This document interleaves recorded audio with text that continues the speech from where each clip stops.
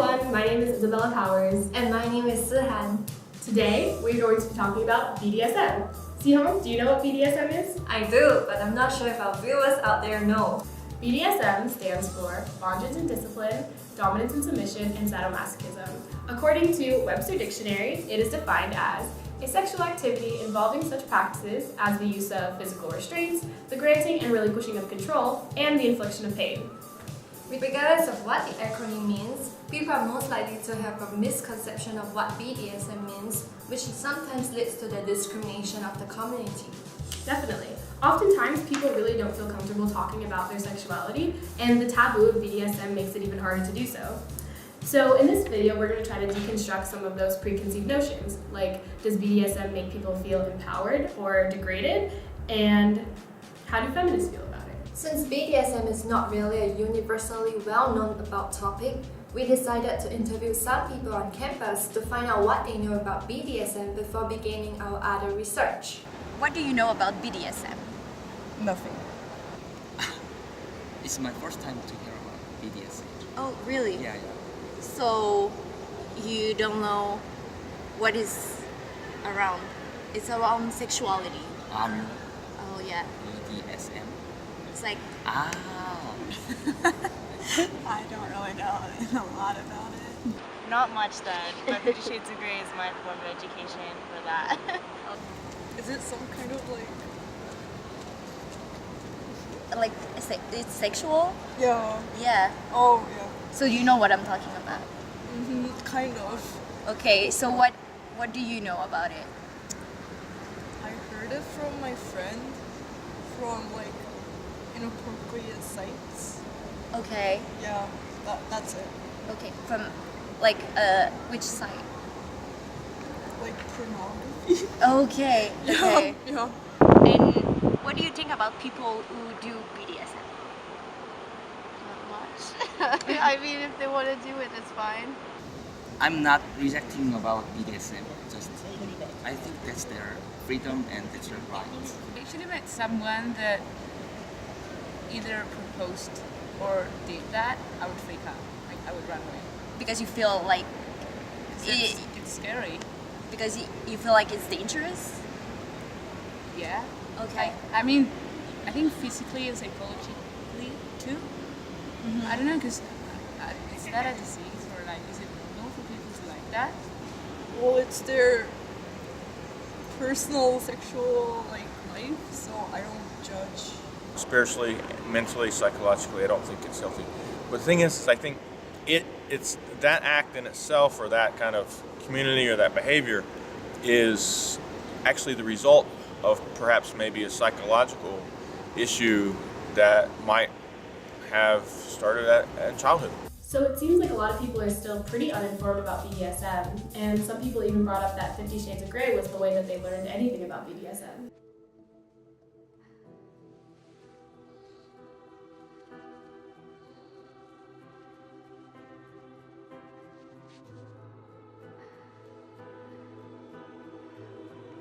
We're going to the playroom. 50 Shades of Grey depicts the relationship as heteronormative, whereby the women have lesser power than men and their consent is often neglected. Honestly, most mainstream media portrays BDSM as heteronormative sexual relations where women have lesser power than men. I actually have a direct quote from the book that sums up your point extremely well. This is Christian, the main character who is dominant, talking to Anna, the main female character who is submissive. He states, "For the record, you stood beside me knowing what I was going to do. You didn't at any time ask me to stop. You didn't use either safe word. You're an adult, you have choices." Christian and Anna do not have a healthy relationship, and people should not look towards such movies to learn about how people in the BDSM community actually act.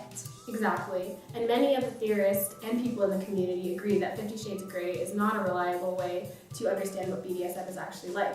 And in general, mainstream media does not portray BDSM in the way it actually is. So, how do we find out more about the gender norms? Well, we read a bunch of articles talking about the gender norms of BDSM, and so now we want to share that information. Gender norms in the BDSM community differ greatly case by case. But many studies have shown that the common themes of BDSM diverge from the normal male-female dynamic and gender being less important than the practice of BDSM itself. The aspect of female domination really challenges the traditional notion of the submissive female and dominant male. By the woman playing the dominant role, she is perpetuating the notion of a strong female in society, and the inferior woman is not always the role she has to play during sex. Additionally, BDSM is often enjoyed as an act of gender expansion and exploration of identity, rather than conforming to just one way of expressing gender. This community welcomes fluidity, and people can change positions when they want to. There's no fixed desire or fantasy that you have to fit into, because BDSM is practicing the act of being free from a specific role. And the fact that the players in BDSM have the freedom to personify any role they want, it really allows for gender expression in many different ways.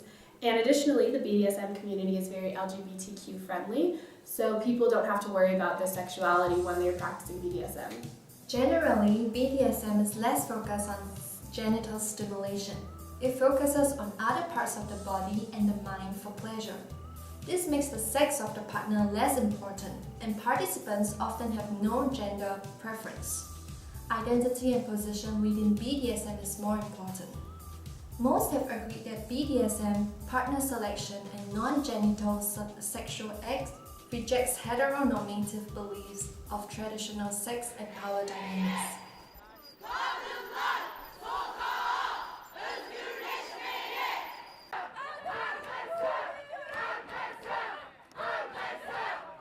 Me too! Me too! BDSM is widely accepted by feminists as a sexual act that should be carried out by people who know how to conduct it safely and correctly. There is a vast contrast between BDSM and sexual violence, and that vast contrast is the presence of consent. For them, BDSM is not synonymous with abuse or violence. The BDSM committee has established that contracts, safe words, and negotiations are a necessity before carrying out these processes. A lot of education about consent is done through the BDSM community itself. For example, you can find on a website called FetLife many lectures and events where people will teach you about consent and how to conduct BDSM practices successfully. Also, it makes people who don't respect these boundaries marginalized by the community. If they are in a safe space, women should be able to freely express themselves however they please and not be criticized based on their sexual practices. Feminists argue that women should support one another even if they have different views on quote-unquote what sex should be. It is against the main feminist idea to do the contrary. But not all feminists agree with this. Gender inequality is a virulent problem in our society, and the BDSM community is not entirely sheltered from this. Some feminists are struggling to enjoy BDSM practices as well as to uphold their feminist values without feeling conflicted. An increasing number of females are able to find a productive way to appreciate the fulfillment of their sexual desires by creating a positive sexual environment, but it's not always the case. Occasionally, BDSM practices face controversies because of its similarities to things like rape, sexual abuse, and unequal female submission. As empowering as it can be for women to dominate men in the bedroom or on a short-term basis, it will reproduce a heteronormative relation where women are only allowed to dominate men in the sexual way.